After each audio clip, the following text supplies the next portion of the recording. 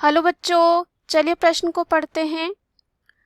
प्रजनन्य पृथक्करण से आप क्या समझते हैं? इस प्रश्न में हमें ये बताना है कि प्रजनन्य पृथक्करण से जो है क्या समझते हैं, इसका हमें उत्तर बताना है। तो आइए इस प्रश्न का जो है उत्तर देखते हैं। सबसे पहले बात करेंगे इस प्रश्न में मुख्य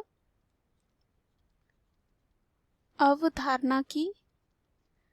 मुख्य अवधारणा इस प्रश्न में हमारे हो जाएगा प्रजनन्य पृथक्करण।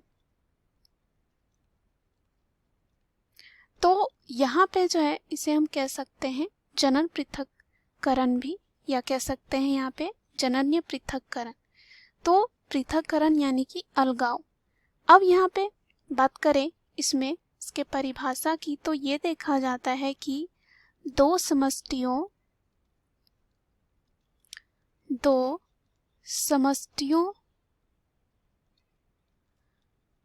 के व्यष्टियों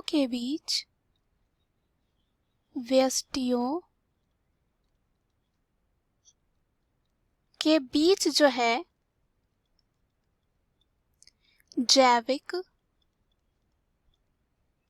जैविक और कह सकते हैं आनुवांशिक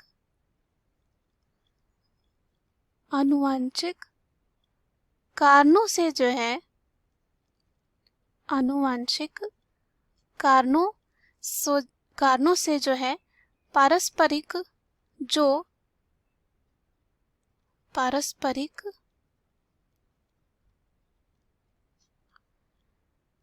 जनन या कह सकते हैं प्रजनन की क्रिया में जो है असमर्थता,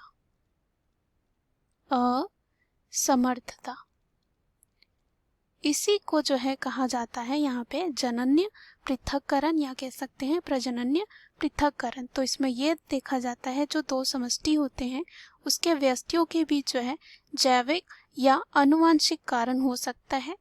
इससे क्या होता है, पारस्परिक जो है प्रजनन क्रिया उसमें असमर्थता होती है। यानी कि यहाँ पे मान लीजिए प्रजनन हम तब कहेंगे जब यहाँ पे कोई जीव से जो है एक नए जीव का निर्माण होता है। जैसे हम बात करते हैं नर युग्मक और मादा युग्मक, जब उनका संलयन होता है तो युग्मनज का निर्माण होता है। तो एक नए जीव का जो है आगे एक निर्माण होता है। तो यहाँ पे ये जो है प्रक्रिया नहीं हो पाती है। क्यों नहीं हो पाती है? क्योंकि यहाँ पे अलगाव पृथक्करण आ जाता है। तो इसके पीछे जो है बहुत सारे वजह हो सकते हैं। जैसे कि अगर हम मान लेते हैं यहाँ पे वजह ये भी हो सकता है कि भौगोलिक हो सकता है। भौगोलिक जो है हो सकता है, जैसे कि मान लेते हैं अगर कुछ जीव, अगर दो समष्टि हैं उसके कुछ जीव जो हैं किसी वजह से क्या हो गए, मान लेते हैं बाढ़ आ गया, तो जो वहाँ पे नदी बह रही थी उसमें पानी बहुत ज़्यादा भर गया। इस वजह से जो भोजन के लिए गए होंगे नदी के दूसरे पार वो किसी वजह से नहीं आ पाए, या पानी जो भर गया उसकी वजह से नहीं आ पाए। तो यहाँ पे क्या हो सकता है, पृथक्करण हो गया। अब यहाँ पे क्या नहीं हो पाएगा, उनके बीच में प्रजनन नहीं हो पाएगा। तो हम यहाँ पे कह सकते हैं प्रजनन्य पृथक्करण हो जाएगा, क्योंकि यहाँ आपस में प्रजनन नहीं कर पाएंगे नदी के जो है दोनों जो है दूसरे तरफ है। इसलिए यहाँ पे और भी देखे जा सकते हैं, कुछ आनुवांशिक बाधा देखी जा सकती है। आनुवांशिक बाधा यानी कि हम कह सकते हैं जो एक पीढ़ी से दूसरी पीढ़ी तक जो जाती है आनुवांशिक। यहाँ पे ये भी देखा जाता है कि और भी कारण ये हो सकता है, मान लेते हैं किसी जो है जीव का, यहाँ पे ऐसा हम कह सकते हैं जैसे कि मान लीजिए कोई जीव जो है एक ही प्रजाति के हैं और एक ही जगह रह रहे हैं, लेकिन उनका जो यहाँ पे कह सकते हैं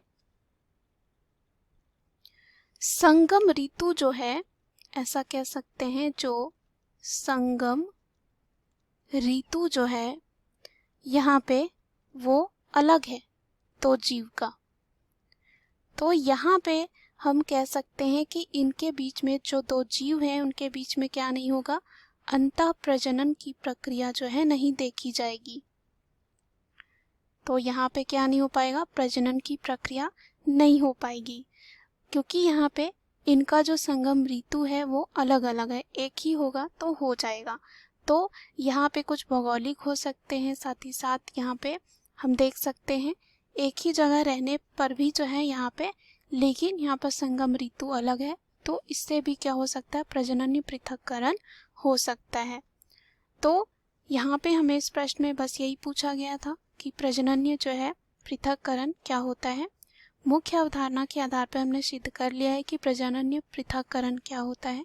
आशा करती हूँ यह उत्तर आपको समझ में आया होगा। धन्यवाद।